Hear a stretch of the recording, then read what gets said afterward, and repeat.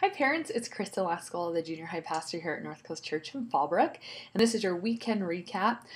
We wrapped up our series called Search and Rescue this Sunday, and the whole point of it was based on what Jesus says that he came to seek and to save what was lost. And we defined the lost people as people that don't know the Lord. And so I really challenged the students this week to be thinking of the people in their life and to do evangelism in two different ways. To number one, do evangelism relationally.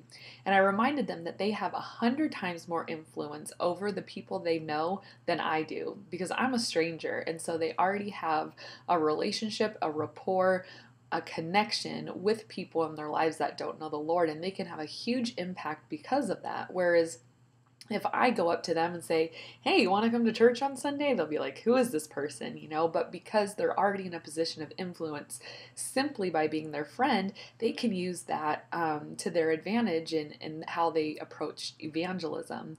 And the second way is to not only be relational, but to be relentless. And we talked about how sometimes we can't just sit around and wait for an opportunity. Maybe they'll ask me about God, or maybe, they'll ask me if I'm a Christian, and maybe that opportunity will just come up. I said, sometimes there's more of a sense of urgency there. Sometimes we need to just, go out and make an opportunity, start to ask them spiritual questions. And we talked about something called the fork in a conversation, where you can take the conversation one of two ways with your friends. You can just kind of keep the conversation going as is, or you can make a turn for it spiritually. For instance, if your student has a friend and they say, well, my aunt just died of cancer, you could just say, oh, I'm really sorry. Or that can be a fork in the conversation where you're like, wow, like, can I pray for you? Or I will be praying for you. And hey, does that ever make you wonder what happens after we die? What do you think?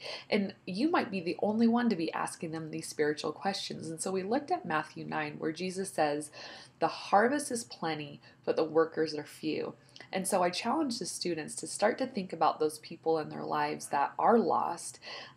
When Jesus had compassion over those people, because we looked at the passage where it says, he had compassion on the people because they were like sheep without a shepherd. And for us to have that same compassion in the people in our lives who don't know the Lord. So be thinking about who are the people who you can minister to, who you can share the gospel with in a relational way, but also to get brave and bold and do it in a relentless way, not belittling them or making them feel stupid or saying, oh, I can't believe you don't believe in God. Like, what do you think? We came from monkeys? Not badgering them, but just being very courageous in taking a stand for what we believe. So that was kind of where we left things. And it's been great because your students have been inviting a lot of their friends to the battle, which is perfect.